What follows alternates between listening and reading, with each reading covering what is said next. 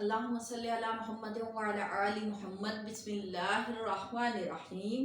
ابن ہشام فرماتے ہیں کہ حضرت عمر کو جب خبر ملی کہ خاندان بنی عدی کی ایک غلام عورت نے اسلام قبول کر لیا تو آپ اس کے پاس جاتے اور اسے اس وقت تک مارتے رہتے کہ جب تک آپ تھک نہ جاتے، پھر بھی آپ کا غصہ نہ اترتا۔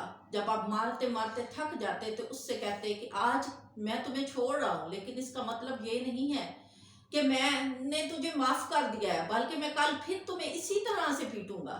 لہٰذا یہ عورت روزانہ اسی طرح اسلام قبول کرنے سے حضرت عمر کے ہاتھوں پٹتی رہی۔ مزید مار کھانا بھی اس کے لیے بند نہ ہوا، بلکہ اس کے لیے اور زیادہ روزانہ وہ اذیت کے ایک دور سے گزاری جاتی۔ حضرت ابو بکر رضی اللہ تعالی عنہ کو جب معلوم ہوا تو انہوں نے اسے خرید کر آزاد کیا۔ الجوزی نے اپنی کتاب تاریخ عمر بن خطاب میں لکھا ہے کہ ایک دن حضرت عمر خانہ کعبہ کے غلاف کے پیچھے چھپ گئے۔ اس وقت رسول اکرم صلی اللہ تعالی علیہ وآلہ وسلم خانہ کعبہ میں نماز ادا کر رہے تھے۔ آپ صلی اللہ تعالی علیہ وآلہ وسلم نے سورۃ الحاقہ کی تلاوت کی۔ حضرت عمر قرآن پاک کی فصاحت و بلاغت سے بہت متاثر ہوئے اور دل ہی دل میں کہنے لگے یقیناً یہ کسی بڑے شاعر کا کلام ہے۔ اس وقت رسول اکرم صلی اللہ تعالی علیہ وآلہ وسلم نے الحاقہ آیت نمبر 41 کی تلاوت فرمائی۔ وَمَا هُوَ بِقَوْلِ شَاعِرٍ قَلِيلًا مَا تُؤْمِنُونَ، تو یہ تو کسی شاعر کا کلام نہیں، لیکن تم لوگ بہت کم ہی ایمان لاتے ہو۔ اس پر حضرت عمر نے دل ہی دل میں یہ سوچا پھر یہ ضرور کسی کاہن کا کلام ہے۔ اس پر رسول اکرم صلی اللہ تعالی علیہ وآلہ وسلم نے دوبارہ آیت پڑھی، سورۃ الحاقہ کی آیت نمبر 42۔ وَلَا بِقَوْلِ كَاهِنٍ قَلِيلًا مَا تَذَكَّرُونَ، کہ یہ کسی کاہن کا کلام نہیں لیکن تم غور و فکر بہت کم کرتے ہو۔ پھر آگے پڑھا تنزیل من رب العالمین، یہ تو اپنے رب کی طرف سے اتارا گیا ہے۔ وَلَا تَقَوَّلْ عَلَيْنَا بَعْدَ الْأَقَاوِيلِ، اور ایسے نہیں ہے ہمارے نبی کہ اپنے پاس سے کوئی بات بنا لائیں۔ لا آخذنا منہ الیمین، اگر ایسا ہوتا تو ہم ان کا ہاتھ پکڑ لیتے۔ ثم لقطعنا منہ الوتین، پھر ہم ان کی رگ کاٹ دیتے۔ فما منکم من احد عنہ حاجزین، اور تم میں سے کوئی ایسا نہ تھا کہ ہمیں روک لیتا۔ وَإِنَّهُ لَتَذْكِرَةٌ لِلْمُتَّقِينَ، اور یہ تو تذکرہ متقین یعنی پرہیزگار لوگوں کے لیے ہے۔ وَإِنَّا لَنَعْلَمُ أَنَّ مِنْكُمْ مُكَذِّبِينَ، اور ہم جانتے ہیں کہ تم ضرور حق جھٹلانے والے ہو۔ وَإِنَّ لَحَسْرَةٌ عَلَى الْكَافِرِينَ، اور یہ تو حسرت ہے انکار کرنے والوں یعنی کافروں کے لیے۔ وَإِنَّهُ لَحَقُّ الْيَقِينِ، وَإِنَّهُ لَحَقُّ الْيَقِينِ، اور یہ یقیناً حق ہے اور یقیناً صحیح ہے۔ فَسَبِّحْ بِاسْمِ رَبِّكَ الْعَظِيمِ، بس آپ اپنے رب کی حمد و تسبیح کرتے رہو۔ حضرت عمر فرماتے ہیں کہ تلاوت قرآن پاک سے میرا دل اتنا متاثر ہوا کہ اس دن مجھے یقین ہو گیا اسلام ایک سچا مذہب ہے، لیکن میں آباء و اجداد کے مذہب کو چھوڑنے کے لیے تیار نہ تھا اور حسب معمول اسلام کی بڑھ چڑھ کر مخالفت کرتا رہا۔ حضرت عمر نے اسلام کی دن بدن ترقی دیکھی تو غصے سے تاب نہ لائے۔ ایک دن ننگی تلوار لے کر اپنے گھر سے نکلے تاکہ نعوذ باللہ بانی اسلام حضرت محمد رسول اللہ صلی اللہ تعالی علیہ وآلہ وسلم کا کام تمام کر دیں اور اسی طرح اس نئے مذہب کا خاتمہ ہو۔ راستے میں ان کا ایک دوست ان سے ٹکرایا۔ دوست نے پوچھا کہاں کی ٹھانی ہے؟ حضرت عمر نے بتایا کہ محمد صلی اللہ تعالی علیہ وآلہ وسلم کا کام تمام کرنا چاہتا ہوں۔ دوست نے کہا پہلے اپنے گھر کو سنبھالو، تمہاری بہن اور بہنوئی بھی مشرف با اسلام ہو چکے ہیں۔ حضرت عمر غصہ سے بھڑک اٹھے اور اپنا رخ بہن کے گھر کی طرف کر لیا۔ مکان کے پاس کچھ تلاوت کی آواز سنی، جلدی سے مکان میں داخل ہو گئے اور بہنوئی کو خوب پیٹا۔ بہن آڑے آئی تو اسے بھی مار مار کر زخمی کر دیا۔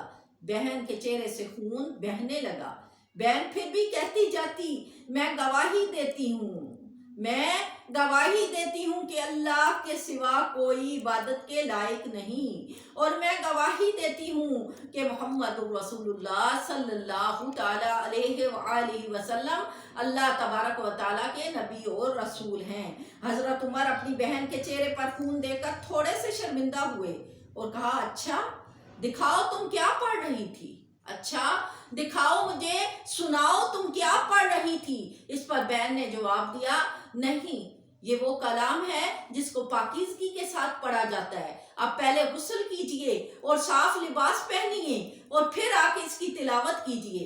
حضرت عمر نے جلدی سے غسل کیا اور صاف ستھرا لباس پہن کر بہن کے پاس آئے اور سورۃ طٰہٰ کی یہ آیات تلاوت فرمائیں، طٰہٰ ما انزلنا علیک القرآن لتشقى الا تذکرۃ لمن یخشی تنزیلا ممن خلق الارض والسماوات العلی الرحمن علی العرش استوی لہ ما فی السماوات وما فی الارض وما بینہما وما تحت الثری وإن تجہر بقول فإنہ یعلم السر وأخفی اللہ لا الہ الا ہو لہ الاسماء الحسنی۔ ترجمہ، اے محمد ہم نے تم پر قرآن پاک اس لیے نازل نہیں کیا کہ تم مشقت میں پڑ جاؤ، بلکہ اس شخص کو نصیحت دینے کے لیے نازل کیا جو خوف رکھتا ہے۔ یہ اس ذات برتر کا اتارا ہوا ہے جس نے زمین اور اونچے اونچے آسمان بنائے، یعنی خدائے رحمان جس نے عرش پر قرار پکڑا۔ جو کچھ آسمانوں میں ہے اور جو کچھ زمین میں ہے اور جو کچھ ان دونوں کے بیچ ہے اور جو کچھ زمین کی مٹی کے نیچے ہے، سب اسی کا ہے۔ اور اگر تم پکار کر بات کہو یا چھپے بھید میں بات کہو اور نہایت پوشیدہ بات کو بھی اللہ جانتا ہے، وہ معبود برحق ہے کہ اس کے سوا کوئی عبادت کے لائق نہیں، اس کے سب اچھے نام ہیں۔ بخاری شریف میں درج ہے، حضرت عبداللہ بن عمر فرماتے ہیں کہ مشرکین نے حضرت عمر کے گھر کا محاصرہ کر لیا، کیونکہ حضرت عمر رضی اللہ تعالی عنہ نے جب یہ سورۃ طٰہٰ کی تلاوت پڑھی تو آپ کا دل پسنج گیا اور آپ ایمان لے آئے اور دوڑتے ہوئے حضور پاک صلی اللہ تعالی علیہ وآلہ وسلم کے قدموں میں جا کے گرے اور کہا، یا رسول اللہ صلی اللہ تعالی علیہ وآلہ وسلم مجھے کلمہ پڑھائیے۔ تلاوت کے بعد آپ بے ساختہ کہنے لگے، یہ کتنی پیاری اور اعلیٰ کتاب ہے، یہ کتنی پیاری اور اعلیٰ کتاب ہے، مجھے بھی محمد صلی اللہ تعالی علیہ وآلہ وسلم کی طرف رہبری کرواؤ۔ پس حضرت عمر نے حضور پاک صلی اللہ تعالی علیہ وآلہ وسلم کے سامنے حاضر ہو کر صدق دل سے اسلام قبول کیا، اور بخاری شریف میں درج ہوا کہ حضرت عبداللہ بن عمر جب اسلام لے آئے کہ مشرکین نے حضرت عمر کے گھر کا محاصرہ کر لیا۔ وجہ یہ تھی کہ آپ اس دین سے منحرف مت ہوں جو ان کے آباء و اجداد کا دین ہے۔ حضرت عمر کے ایک دوست نے اس بات کو بڑی مشکل سے دبایا اور اس قافلے کو منتشر کیا۔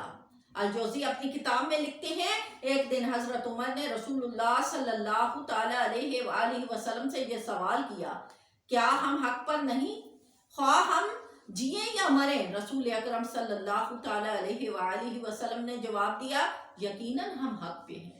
میری بہنوں، یہاں پہ یہ نقطہ ہمیں اس بات کی شہادت دیتا ہے کہ جب دین اسلام کا کلمہ ہم پڑھ لیتے ہیں تو ہر حال میں اس کی تابعداری ہم پہ واجب ہو جاتی ہے، اور ہر صورت ہم نے اپنے دین کی تابعداری کرنی ہے۔ یہی وجہ ہے کہ جب حضرت عمر نے دیکھا کہ دین کا کام چھپ چھپا کے ہوتا ہے، کافروں سے ڈر کے لوگ اپنے گھروں میں چھپ کے نماز ادا کرتے ہیں۔ تو آپ نے رسول اللہ صلی اللہ تعالیٰ علیہ وآلہ وسلم کی خدمت میں حاضر ہو کے پوچھا، یا رسول اللہ کیا ہم حق کا کام نہیں کر رہے؟ کیا ہم حق کی گواہی نہیں دے رہے؟ اس پر حضور پاک صلی اللہ تعالیٰ علیہ وآلہ وسلم نے فرمایا کہ اے عمر یقیناً ہم حق پر ہیں۔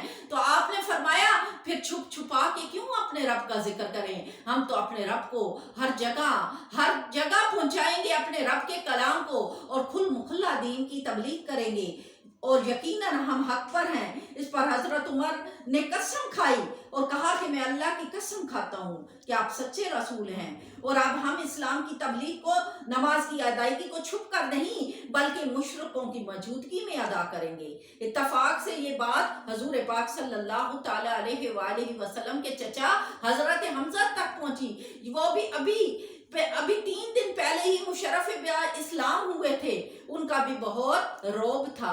اب سب مسلمان حضرت عمر اور حضرت حمزہ کی قیادت میں 2 قطاروں میں باہر نکلے اور کھلا نماز پڑھنے اور تبلیغ کرنے لگے۔ حضرت عمر اور حضرت حمزہ کی قیادت دیکھ کر مشرکوں کے دل جل گئے، لیکن انہیں مداخلت کی جرأت نہ ہوئی اور ہمت نہ پڑی۔ اسی روز رسول اکرم صلی اللہ تعالیٰ علیہ وآلہ وسلم نے حضرت عمر کو فاروق کا لقب عطا فرمایا۔ بخاری شریف میں درج ہے، ابن مسعود رضی اللہ تعالیٰ عنہ فرماتے ہیں کہ حضرت عمر رضی اللہ تعالیٰ عنہ کے اسلام لانے کے بعد مسلمانوں کو بہت تقویت اور عزت ملی۔ حضرت عمر بہت ذہین اور دور اندیش تھے۔ وہ واقعات آپ فوراً بھانپ لیتے جو دشمنوں کے دلوں میں ہوتے، جو ارادے ان کے دلوں کی ہوتی، جو ان کی نیتیں ہوتی، آپ اس کو بھانپ لیتے۔ اللہ تبارک و تعالیٰ کو کئی جگہ پہ آپ کی تجاویز پسند آئیں اور ان کو حضور پاک صلی اللہ تعالیٰ علیہ وآلہ وسلم کے اوپر آیات کی شکل میں نازل فرمایا تاکہ آنے والی نسلوں کو اس علم سے فائزیاب کر سکیں۔ چند مثالیں حسب ذیل ہیں، جیسا کہ بخاری شریف میں درج ہے۔ حضرت انس فرماتے ہیں ایک دن حضرت عمر نے رسول اللہ صلی اللہ تعالیٰ علیہ وآلہ وسلم سے عرض کیا، یا رسول اللہ سب قسم کے لوگ آپ سے ملنے آتے ہیں، ان میں بعض اچھے ہیں اور بعض اچھے ذہن کے حامل نہیں۔ میری درخواست ہے آپ اپنی بیویوں کو پردے میں رہنے کی تلقین فرمائیں تاکہ وہ برے لوگوں کی شر سے بچ سکیں۔ حضرت عمر کے اس قول کے مطابق اللہ تبارک و تعالیٰ نے امہات المؤمنین کے لیے یہ آیت نازل فرمائی، سورۃ الاحزاب 53، وَإِذَا سَأَلْتُمُوهُنَّ مَتَاعًا فَاسْأَلُوهُنَّ مِنْ وَرَاءِ حِجَابٍ ذَلِكَ أَطْهَرُ لِقُلُوبِكُمْ وَقُلُوبِهِنَّ۔ ترجمہ، اللہ تبارک و تعالیٰ نے فرمایا، اور جب پیغمبر کی بیویوں سے کوئی سامان مانگو تو پردے کے باہر سے مانگو، یہ تمہارے اور ان دونوں کے دلوں کے لیے بہت پاکیزگی کی بات ہے۔ اس کے بعد سب مسلمانوں کی عورتوں کے لیے یہ آیت نازل فرمائی، سورۃ الاحزاب 59، یا ایھا النبی قل لازواجک وبناتک ونساء المؤمنین یدنین علیہن من جلابیبہن ذلک ادنی ان یعرفن ولا یؤذین وکان اللہ غفورا رحیما۔ اے پیغمبر اپنی بیویوں اور بیٹیوں اور مسلمان کی عورتوں سے کہہ دو کہ باہر نکلا کریں تو اپنے منہوں پر چادر لٹکا کر گھونگھٹ نکال لیا کریں، یہ امر اس کے لیے موجب شناخت و امتیاز ہوگا تو کوئی ان کو ایذا نہ دے گا، اور اللہ تبارک و تعالیٰ تو یقیناً بخشنے والے مہربان ہیں۔ میری بہنوں اللہ تبارک و تعالیٰ ہمیں عقل سلیم عطا فرمائے۔ آج ہم ماڈرن بننے میں بہت خوش رہتے ہیں، اپنے دوپٹے اتارنے میں ہم خوش ہیں، لیکن میری بہنوں قرآن پاک تو یہ فرما رہا ہے اپنی چادروں کے گھونگھٹ نکال لیا کرو۔ یہاں سے ہمیں یہ بات پتہ چلتی ہے کہ پردہ ہمارے لیے سب سے بہترین زیور ہے۔ جس پردے کے اوپر ہم شرمندہ ہوتے ہیں یہ ہمارے فخر کی وجہ ہے۔ اللہ تبارک و تعالیٰ ہمیں بھی ایسی عقل عطا فرمائے، ایسا فہم عطا فرمائے اور پردہ کرنے کی توفیق عطا فرمائے۔ اسی طرح بخاری و مسلم میں درج ہے، حضرت عمر نے فرمایا رب العزت نے 3 معاملات میں میری تائید فرمائی۔ اولاً میں نے رسول اکرم صلی اللہ تعالیٰ علیہ وآلہ وسلم سے درخواست کی کہ ہمیں مقام ابراہیم کے پاس نماز ادا کرنی چاہیے، کیونکہ یہ اللہ تبارک و تعالیٰ کی ایک بہت بڑی نشانی ہے۔ اس پر اللہ تبارک و تعالیٰ نے مندرجہ ذیل آیات نازل فرمائی۔ سورۃ البقرہ 125، وَاتَّخِذُوا مِن مَّقَامِ إِبْرَاهِيمَ مُصَلًّى، اور حکم دیا کہ جس مقام پر ابراہیم کھڑے ہوئے اس کو نماز کی جگہ بنا لو۔ دوسری یہ بات کہ جیسا میں نے ذکر کیا کہ پردے کے احکام کے بارے میں حضور پاک صلی اللہ تعالیٰ علیہ وآلہ وسلم کو جب مشورہ دیا گیا حضرت عمر کی طرف سے، تو اللہ تبارک و تعالیٰ نے اس مشاورت کو پسند فرمایا اور پردے کے احکام نازل فرمائے۔ تیسرے یہ کہ جب رسول اکرم صلی اللہ تعالیٰ علیہ وآلہ وسلم کی بیویوں میں رشک اور قدر حسد پیدا ہوا، جس سے قدرتی طور پر رسول اکرم صلی اللہ تعالیٰ علیہ وآلہ وسلم کو تکلیف ہوئی۔ حضرت عمر کو رسول اکرم صلی اللہ تعالیٰ علیہ وآلہ وسلم سے اتنی محبت تھی کہ آپ کی تکلیف برداشت نہ کر سکے، اور امہات المؤمنین اور خاص کر اپنی بیٹی حفصہ کو کہا کہ اگر تم باز نہ ہوگی تو اللہ تبارک و تعالیٰ رسول اکرم صلی اللہ تعالیٰ علیہ وآلہ وسلم کو تم سے بہتر بیویاں عطا فرمائیں گے۔ اللہ تعالیٰ نے اس مضمون کی آیات نازل فرمائی اور گواہی دی کہ اگر پیغمبر تم کو طلاق دیں تو عجب نہیں، ان کا پروردگار تمہارے بدلے ان کو تم سے بہتر بیویاں دے دے گا۔ مسلمان صاحب ایمان، فرما بردار، توبہ کرنے والیاں، عبادت گزار، روزہ رکھنے والیاں، بن شوہر اور کنواریاں۔ حضرت عمر غیر معمولی صلاحیتوں کے حامل تھے، ہر معاملہ کی تہ تک پہنچ جاتے اور اپنے فیصلے کا نہایت جرات سے اعلان فرماتے۔ مثلا بدر کی جنگ کے بعد مشرکین کے 70 سردار قید ہوئے۔ اس وقت تک اسیران جنگ اور مال غنیمت کے بارے میں اللہ تعالیٰ کی طرف سے کوئی آیات نازل نہ ہوئی، جیسا کہ ترمذی شریف میں ذکر ہے۔ حضرت علی فرماتے ہیں کہ رسول اکرم صلی اللہ تعالیٰ علیہ وآلہ وسلم نے صحابہ کو فرمایا کہ اسران جنگ کا معاملہ دو طرح سے نپٹایا جا سکتا ہے، ایک یہ کہ سب اسیران جنگ کو قتل کر دیا جائے تاکہ طاقتور دشمن کی کمر ٹوٹ جائے، یا یہ کہ اسیران جنگ سے مالی تعاون لے کر انہیں رہا کر دیا جائے۔ آپ نے صحابہ اکرام کو اپنی اپنی رائے پیش کرنے کی دعوت دی۔ حضرت عمر اور حضرت سعد بن معاذ نے پہلی رائے سے اتفاق کیا، جبکہ باقی سب صحابہ اکرام نے دوسری رائے کو بہتر سمجھا۔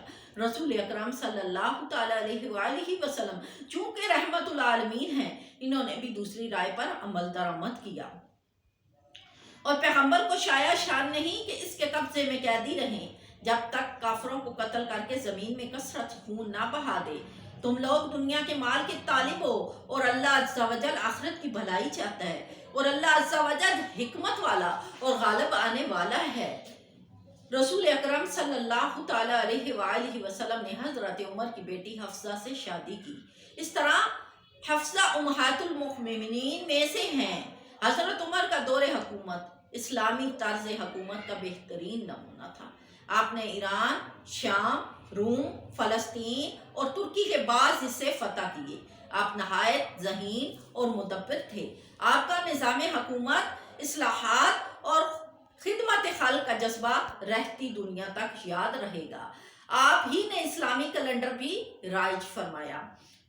فتح یروشلم نہایت دلچسپ واقعہ ہے۔ حضرت ابو عبیدہ اور حضرت خالد بن ولید نے یروشلم کا محاصرہ کیا۔ بالآخر اہل یروشلم مسلمانوں سے صلح نامہ کرنے کے لیے تیار ہوئے۔ 22 ذوالحجہ سن 23 ہجری کو حضرت مغیرہ بن شعبہ کے نصرانی غلام ابو لخلو فیروز نے فجر کی نماز کے دوران حضرت عمر پر اپنے خنجر سے حملہ کر دیا۔ آپ شدید زخمی ہوئے اور فرش پر گر پڑے۔ عبد الرحمن بن عوف نے نماز مکمل کرائی، کیونکہ اس وقت آپ رضی اللہ تعالی عنہ نماز کے اوپر امامت فرما رہے تھے۔ جب آپ کے سر پہ وار کیا گیا تو آپ نیچے گرے، لیکن نماز نہ توڑی گئی، بلکہ عبد الرحمن بن عوف نے آگے ہو کر نماز کو مکمل فرمایا۔ ابو لخلو نے اپنے آپ کو بھی خنجر سے ہلاک کر لیا۔ حضرت عمر نے اپنے جانشین کے لیے ایک مجلس شورا مقرر کی۔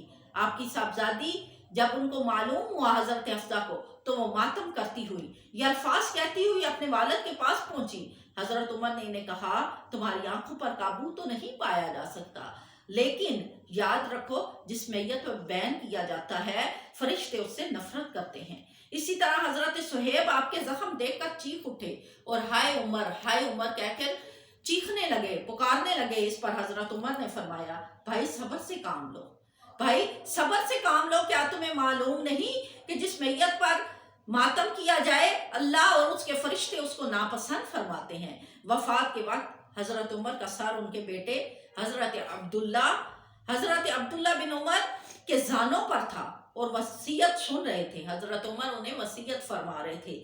اس پر حضرت عمر نے اپنے بیٹے کو وصیت کی اور فرمایا اے بیٹا میرا سر زمین پہ رکھ دو، تو بیٹے نے جواب دیا اے والد گرامی کیا زمین سے زانوں بہتر نہیں ہے؟ تو آپ نے فرمایا نہیں، عمر کا چہرہ زمین پہ رکھو، وہ اپنا چہرہ زمین پہ رگڑے گا، شاید کہ اللہ عز و جل عمر پر رحم فرمائے۔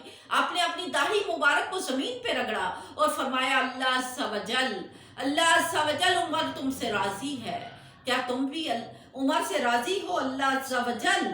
اور اس پر حضرت عمر کو اللہ تبارک و تعالی کی مہربانی حاصل ہوئی۔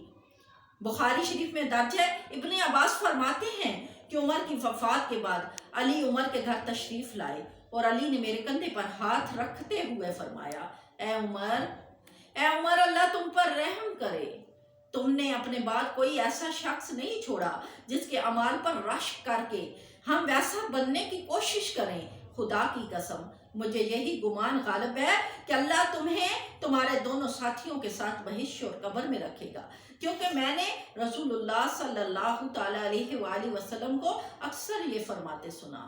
میں گیا اور ابو بکر اور عمر ساتھ تھے، میں اندر داخل ہوا اور ابو بکر اور عمر بھی اندر داخل ہوئے، میں باہر نکلا اور ابو بکر اور عمر بھی میرے ساتھ باہر نکلے۔ اس سے یہ بات میری بہنوں واضح طور پہ معلوم ہوتی ہے کہ نہ صرف رسول اکرم صلی اللہ تعالیٰ علیہ وآلہ وسلم کو حضرت عمر اور حضرت ابو بکر سے محبت تھی، بلکہ علی رضی اللہ تعالیٰ عنہ بھی ان کا بے حد ادب و احترام کیا کرتے تھے۔ نقطہ یہاں پہ میری بہنوں کیا ملتا ہے؟ ہم مسلمان ہیں، اللہ کے احکام کو ماننے والے ہیں، اللہ تبارک و تعالیٰ نے ہمیں مسلمان بنایا ہے۔ کیا ہمارے اندر بھی ایمان کا یہ جذبہ ہے؟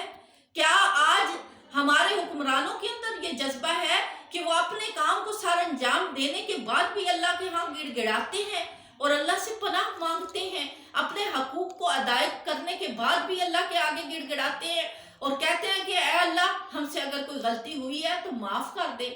نہیں میری بہنوں، آج ہم سب مسلمانوں میں احساس کی کمی ہو چکی ہے۔ آج ہم علم سے پرے ہو چکے ہیں اور عمل سے بہت دور ہو چکے ہیں۔ ہمیں اپنے ضمیروں کو جگانا ہے، اپنے ایمانوں کے نور کو تازہ کرنا ہے، درخشاں کرنا ہے، چمکانا ہے، تاکہ ہمیں بھی اللہ تبارک و تعالیٰ اپنا قرب عطا فرمائے، اور جس سے اللہ عز و جل کا قرب مل جائے یقیناً اسے دنیا اور آخرت دونوں جہانوں کی کامیابیاں مل جاتی ہیں۔ میری آپ سب بہنوں سے درخواست ہے میرے چینل کو سبسکرائب کریں، لائک کریں، شیئر کریں، دوسروں تک پھیلائیں، کیونکہ یہ نیکی کے پھول ہیں جسے ہم نے گھر گھر پہنچانا ہے، تاکہ اللہ تبارک و تعالیٰ اپنے صحابہ کرام کی، اپنے نبی کے صحابہ کرام کی راستے کے اوپر ہمیں چلنے کی توفیق عطا فرمائے، اور پیارے آقا صلی اللہ تعالیٰ علیہ وآلہ وسلم کا عشق ہمارے دلوں میں گھر کا دے۔ صلی اللہ تعالیٰ علی خیر خلق محمد وآلہ وصحبہ اجمعین۔